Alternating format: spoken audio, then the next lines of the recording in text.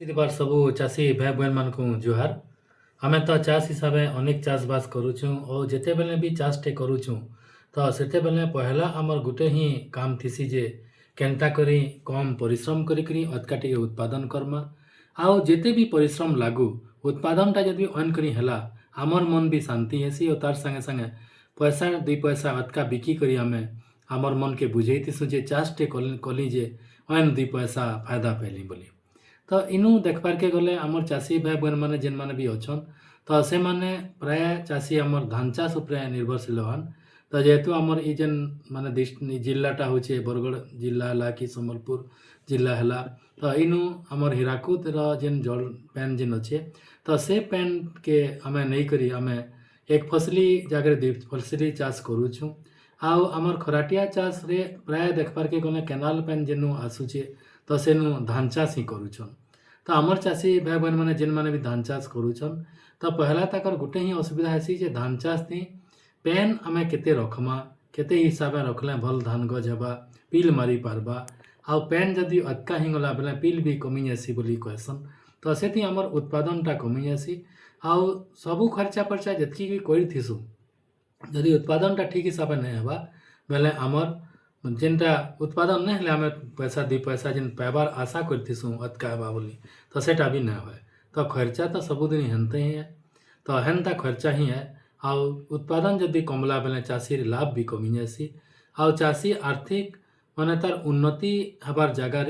से तार उन्नति जति हबार कथा आउ नहीं होए। तो सेथिर लगी हमर ई जेन खराटिया चाष करुछु आमे रवि ऋतु आसला किंबा अषाढ़िया जेन चाष करुछु खरीफ ऋतु है तो ई जेन ऋतु माने दुईटा जेन अच्छे खरीफ और रवि ऋतु तो ई थी आमर धान चाष थी आमे सठिक जल परिचालना केन्दाकरी करमा आउ ई जेन जल परिचालनाटा अतका कले अतका उपज केन्ते कम पेन थी आमे अतका उत्पादन केन्दाकरी करि पारमा। तो से बाबद रे आज आमर बैठक के कहबार लगी आसीछन धान चाष रे सठिक जल परिचालना अधिक उत्पाद कम पानी। तो से बाबद रे आज कहबार लगी आसीछन सरिता बारला आज्ञा वैज्ञानिका क्षेत्र विज्ञान RRTTS चिपलिमानु आसीछन। आज्ञा आपण को बैठक के स्वागत जनाऊँ जुहार। मोर चाषी भाई बहन मान के सबके मोर नमस्कार। आउ मुई सरिता बारला वैज्ञानिक क्षेत्र विज्ञान RRTTS चिपलिमारु आसीछे। आज आमे माने आमर धान चाष रे केंता करी आमे सठिक भाव रे जल परिचालना करले आमर खर्च कम हेबा और आमे उत्पादन बेसी पाई पारमा तार विषय रे आलोचना करमा। आज्ञा तो यहाँ तो भल माने कथाटी है जे हमें कम खर्चा करमा तार संगे कम पेन भी देमा और अधिका उत्पादन करि पारमा बोली कहले। तो ये जेन धान चाष पहला आमर चाषी भाई बहन माने करुछन तो इथि जेन पेन हला जल परिचालना कथा जेन पड़ी छे आमे क्या लगी दरकार है सेटा टिके कहूँ। आमर जल परिचालनाटा तो माने बहुत दरकार जेनता आमे खाद्य सार परिचालना करूछु धान चाष के आमे ठीक टाइम रे सार दउछु हेनता आमर ठीक टाइम रे आमर ठीक मात्रा रे हमके जल परिचालना भी करबार अछि। तो पहला आमर होचे कि आमे खेत के सबु बेले पानी भरी किना रखी नहीं पारू माने आमर धान टा काना धान फसल टा होचे आमर जल प्रिय फसल माने ताकि पानी रो आवश्यकता पड़ी थेसी किंतु तार बोली नुहे जे हमें माने पानी टा सब बेले भरी करी रखमा। आउ आमे देखुछु माने एबे आमर खर्च जेंता पंप रो खर्च माने जेन इरिगेशन लगी आमर खर्च बढ़ी जाउछे फिर वर्षा ठीक टाइम रे नहीं हे पारबार पानी रो अभाव होछे तारपरे आमर जदि आमे माने पानी अधिका हेले भी असुविधा होछे और पानी कम हेले भी असुविधा होछे। तो अधिका बा आमर पानी जदि हे जेबा तो आमर माने रोग पोक भी बढ़ी जायसुन आ जेन खाद्य सार आमे जहा देसु सेटा आमर धुई किना पलेसी नष्ट हे जेसी आउ आमर गछटा माने दुर्बल हे पड़सी माने तार चेर वृद्धि ठीक से माने बेसी पानी लगी नहीं हे पारे। तापरे आमर जदि कम पानी हे गला माने ठीक टाइम रे आमर जते बेले पिलो मारबार कथा टाइम रे पानी कम हे गला तो पिलो संख्या कमी जिबा। तापरे आमर दाना जेन ग्रेन फिलिंग दाना भरा टाइम रे भी जदि पानी आमर जतकी मात्रा रे दरकार हेतकी रो कम हे गले आमर माने जेनटा पोल धान बेसी हे जिबा माने ठीक भाव रे धान दानाटा आमर भरी नहीं पारे आमर डेवलपमेंट भल हे नहीं पारबा माने ए सब दृष्टि रो माने उत्पादनटा आमर कमी जीवा। तो आउ गोटे हैला इथि लगी भी जरूरी आमर पानी आमे ଯଦି ଠିକ୍ ମାତ୍ରାରେ ଆମେ ପାଣି ଦେମା ଠିକ୍ ଟାଇମ୍ରେ ତ ଆମେ ପାଣି ବି ସଞ୍ଚୟ କରିପାରମା ଆଉ ଆମର ଉତ୍ପାଦନଟା ବଢ଼ିପାରବା ଖର୍ଚ୍ଚ କମ୍ ହେବା ଆମର ଯେନ୍ ଆଉ ଯଦି ଆମେ ମାନେ ଧାନ ଚାଷରେ ଆମର ଯଦି ପାଣି ସବୁବେଲେ ରହୁଛେ ତ ସେଟା ଏନଏରୋବିକ୍ କଣ୍ଡିସନ୍ ହଉଛେ ଯେନେକି ଆମର ମିଥେନ୍ ଗ୍ୟାସ୍ କହୁଛୁ ଯେନ୍ଟା ଆମର ବେଶୀ ଏମିସନ୍ ହଉଛେ ଆଜ୍ଞା ତ ତାର ଦ୍ୱାରା ଆମର ପରିବେଶ ବି ମାନେ ପ୍ରଦୂଷଣ ହେସି ତ ଆଜ୍ଞା ସେଥିର୍ଲାଗି ଏଇସବୁ ମାନେ ସମସ୍ୟା ଗୁଡ଼ିକୁ ଦେଖିକିନା ମାନେ ଏଇସବୁ ସମସ୍ୟା ଗୁଡ଼ା ଆମର ଧାନ ଚାଷକେ ପ୍ରଭାବିତ କରୁଛେ ତ ସେଥିର୍ଲାଗି ଆମକେ ଠିକ୍ ମାତ୍ରାରେ ପାଣି ଆଉ ମାନେ ଠିକ୍ ଟାଇମ୍ରେ ପରିଚାଳନା କରବାଟା ଜରୁରୀ है। ଏଇଟା ତ ବଢ଼ିଆ ଭଲ କଥାଟେ କହିଲେ ଯେ ଯେନ୍ ଚାଷୀ ଭାଇ ବହେନମାନେ ଅଛନ୍ ଆମେ ଜଳ ପରିଚାଳନା କେନ୍ତାକରି କର୍ମା ପେନ୍କେ ଆମେ କେନ୍ତାକରି କେତେ ସମୟାଥି ଦେମା କେତେ ସମୟାଥି ଜହ ଲାଗ୍ବା କେତେ ସମୟାଥି କମ୍ ଲାଗ୍ବା ତାପରେ କେତେ ଦିନ ଆମେ ସୁଖା ରଖ୍ମା କେତେ ଇଞ୍ଚ ପାନ୍ ରଖ୍ମା ତ ଇ ସବୁ ଯେନ୍ ଜିନିଷଟା ଅଛେ ତ ସେଟା ଯଦି ବି ଆମେ ଭଲ କରି ଆମର ଚାଷୀ ଭାଇ ବହେନମାନେ ଜାନବେ ତ ଯେନ୍ତା କଲେ ବି କମ୍ ମାନେ ଜଳ ବା କମ୍ ପେନ୍ ଦେଇକରି ବି ଅଧିକା ଉତ୍ପାଦନ କରିପାରବେ ତ କମ୍ ପେନ୍ ଦେଲେ ଯେନ୍ତା କଲେ ବି ତାଙ୍କର ଖର୍ଚ୍ଚଟା ଟିକେ କମବା ତ ଇ ଯେନ୍ କଥାଟା ପଡ଼ଲା ଯେନ୍ ଧାନ ଫସଲ ଆସିଲା ଆଉ ଇ ଯେନ୍ ପେନ୍ର ଯେନ୍ ସମ୍ପର୍କଟା ଅଛେ ତ ଇଟା କାଣା ଏ ସେଟା ଟିକେ କହୁନ୍। ଆମର ପହିଲା କହିଲି ଧାନ ଗଛଟା ଆମର ମାନେ ଜଳପ୍ରିୟ ଫସଲ ଆଜ୍ଞା ତ ଆମର ଆମକେ ଧାନ ଚାଷ ଲାଗି ତାର ପୁରା ଜୀବନ କାଳରେ ଆମକେ 1200 ରୁ 1600 ମିଲିମିଟରର ପାଣି ଦରକାର ପଡ଼ିଥିସି ଆଜ୍ଞା ଆମେ ଯଦି ପରମ୍ପରା ପଦ୍ଧତିରେ ଆମେ ଯେନ୍ତା ଆଗରୁ ଆମେ ଫ୍ଲଡିଂ କହୁଛୁ ଯେନ୍ଟା ପୁରା ପାଣି ଭରିକିନା ରଖୁଥିଲା ଆଜ୍ଞା ତ ସେନ୍ତା ଆମେ ରଖୁଥିଲା ତ ସେନେ ଆମର ଯଦି 1 କେଜି ଧାନ ପ୍ରଡକ୍ସନ୍ ମାନେ ଉତ୍ପାଦନ କରବାର୍ ଲାଗି ଆମକେ 4000 ରୁ 5000 লিটর ଦରକାର ପଡ଼ୁଥିଲା ଆଜ୍ଞା ମାନେ କିନ୍ତୁ ଏବେ ଆମେ ମାନେ ଆମର ବୈଜ୍ଞାନିକ ପଦ୍ଧତିରେ ଯେନ୍ଟା ଆମର ICRର ବୈଜ୍ଞାନିକଙ୍କ ଦ୍ୱାରା ଆମର ମାନେ ପାଣିଟା ଆମର 1500 লিଟରରେ ଆମେ 1 କେଜି ଧାନ ଉତ୍ପାଦନ କରିପାରମା ଆଜ୍ଞା ତ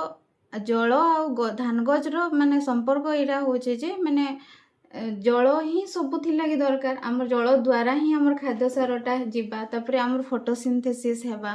ଆଉ ମାନେ ଗଛକେ ଆମର ଥଣ୍ଡା ରଖୁଛି ଆଉ ସେ ମାନେ ଚେରଟା ଭଲ ମାନେ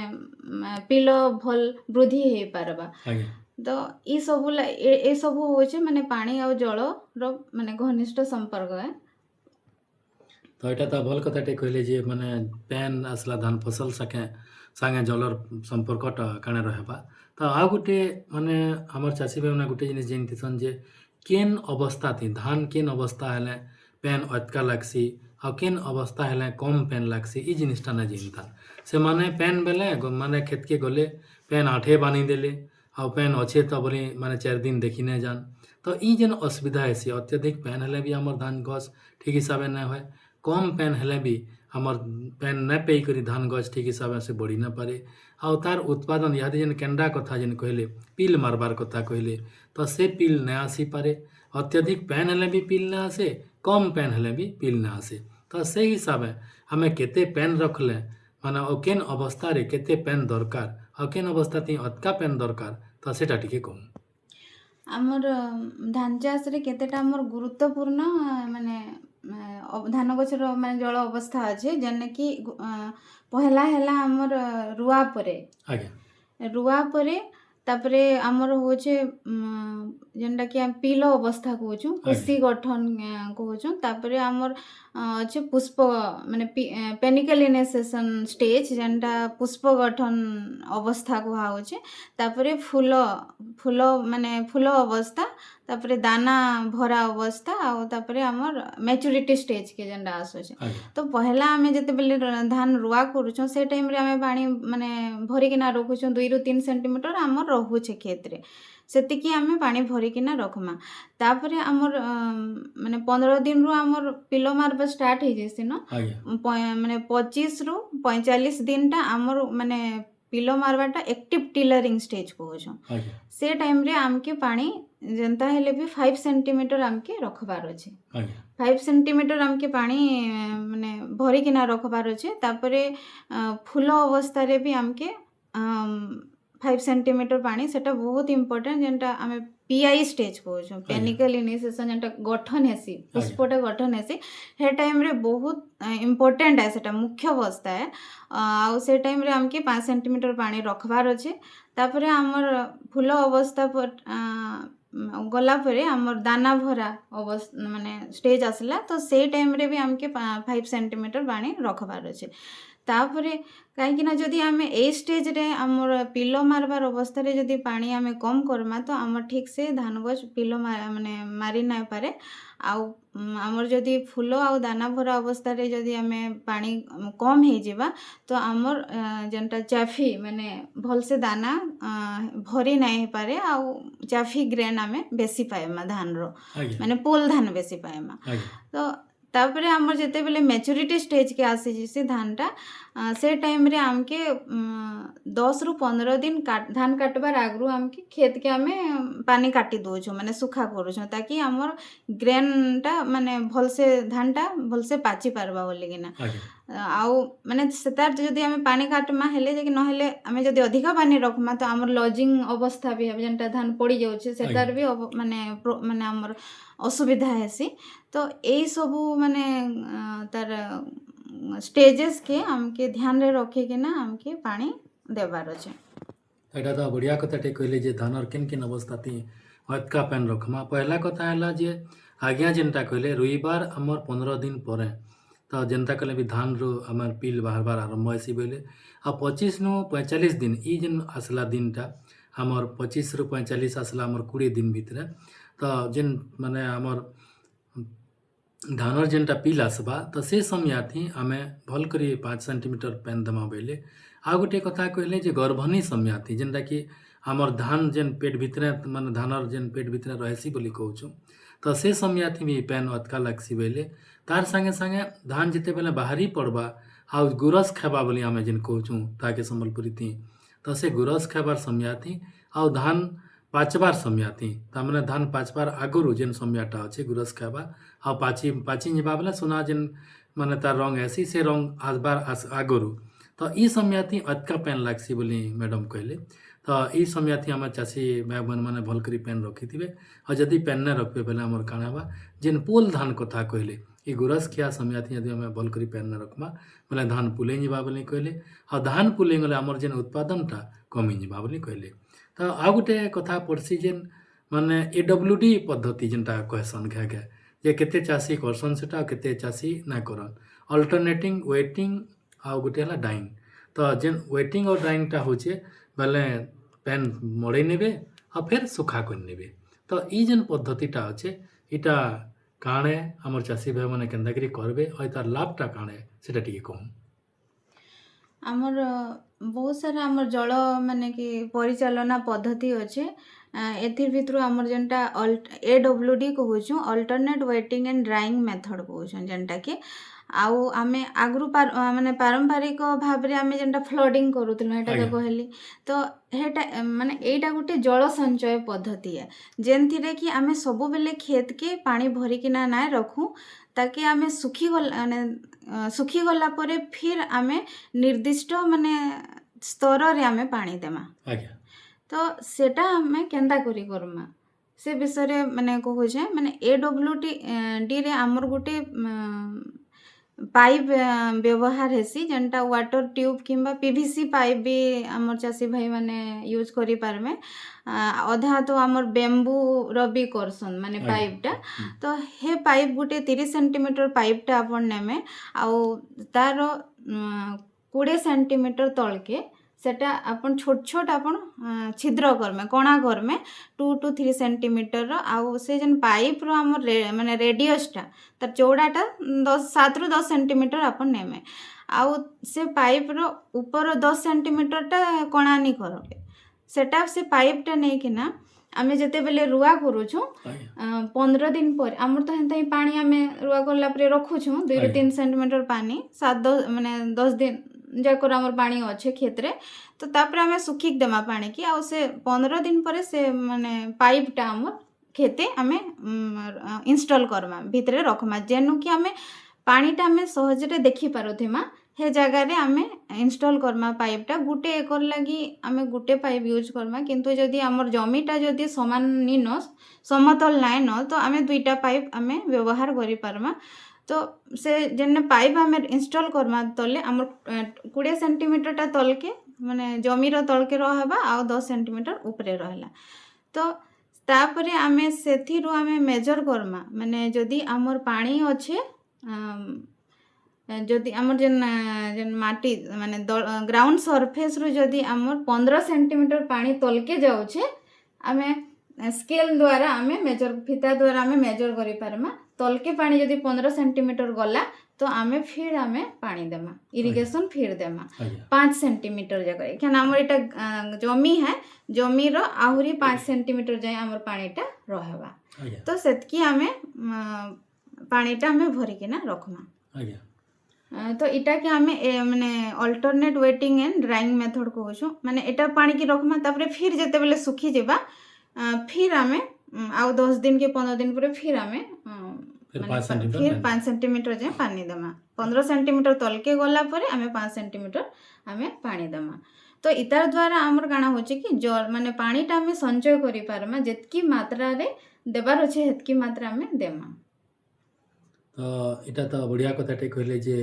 alternate wetting and drying process जेनटा AWD कहूँ तो पहला आम चाषी मैंने गोटे कथा जानबार कथा जे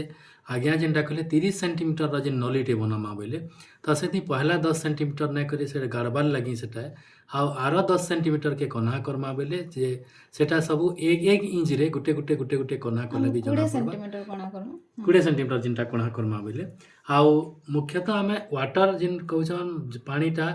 जमीर जेन तार जेन समतल अंशटा रहा तार लेवल नु ऊपर के आम 5 सेंटीमीटर सब बोले देखमा जे आमर से नलीटा 5 सेंटीमीटर लेवल रे जदि हो जाऊे पेनटा बोले आम से पेन बंद करी फिर केते 3-4 दिन सुखई नमा फिर से लगे फिर 5 सेंटीमीटर भरमा तो एनता कले आमर कणबा माने सबू बेले आम जेन 5 सेंटीमीटर पेन रखुला तो से अत्यधिक जेन पेन सरुला तो से भी आम माने एतकी व्यवहार नहीं करूँ आउ 4-5 दिन पर जदि आम पेन से जमी के दौचु बोले आम कण यादे बोरवेल आसला कि ट्यूबवेल आसला कि पेन देवार जेन पद्धति हवा 5 एकड़ कि 7 एकड़ जेन जमी चाष करथिमा गोटे एकड़ रे एच पेन देला आ गोटे एकड़ रे कैल पेन देमा तो आम अल्टरनेट करी गोटे गोटे एकड़ रे 7 दिन कि 5 दिन भितर जेन करमा तो जदि दिन को 2 एकड़ भी दे पारला बोले आमर 3-4 दिन भितर सब आने किंद्री से माने पेनटा दे पारमा जद्वारा चाषटा भी भल हो पारबा तार संगे संगे अधिका उत्पादन भी हवा तो आ गोटे पद्धति आसी आपणकर जेनटा लाभ मैडम तो लाभ कथा भी कहीने तो आ गोटे आसला सीधा बुणा धान जेनटा कि DSR पद्धति आम कहूँ डायरेक्ट सीडेड राइस तो ये जेन पद्धति थी आम केन्दा करी पेनटा संचय करि पारसुँ बचई करी रखी पारसुँ सेटा टिके कहूँ आमे तो सीधा बुना तो आमे आगरू भी बुनी आसुचु आज्ञा तो हेतार आमे समस्ते जानिछु कि हमर सीधा बुना धान थी हमके कादो करी नहीं पड़े जेनटा आज्ञा हमके ई जन रुआ करबार थी हेसी तो जेन कादो करसु हे टाइम रे हमके अधिका पानी लागि थीसी आज्ञा अधिका पानी लागसी तापरे हमर माटीर भी अवस्थाटा ये हेसी हमर पडलिंग करबार द्वारा हमर माटीर जेन हार्ड हो जिसी हार्ड आज्ञा हो जिसी तापरे पानीर बहुत ही अधिका दरकार पड़ी थीसी तार हमर मिथेन गैस भी जेनटा कहली हमर निष्कासित हेसी तार द्वारा हमर परिवेश के भी माने प्रदूषण करसी तो यही सब माने ए टाइम रे हमर पानी संचय करि पारुछु आज्ञा ए टाइम रे हमके माने जेनटा हमर रुआ रे हमर बेसी पानी लागुछे DSR रे हमें सीधा बुना करले हमके कम पानी लागुछे आज्ञा तो आउ फिर हमर प्लांटिंग करबार बेले भी हमके पानी दरकार पड़ी थी पानी पूरा रखी किना तो आमे सीधा बुना दान थी हमर गाना आसी कि हमें बुनी दउछु आ हमर पानी हे टाइम रे हमके 15 दिन जाके इरिगेशन देबार के ना पड़ुछे आज्ञा तो ई टाइम रो हमर जन पानीटा आमे 30 रु 40% हमर पानीटा संचय हे पारी थीसी हमर सीधा बुना धान थिका आज्ञा आउ चासी रो माने आमे 10 रु 15 दिन आगरू भी आमे काटी पारसु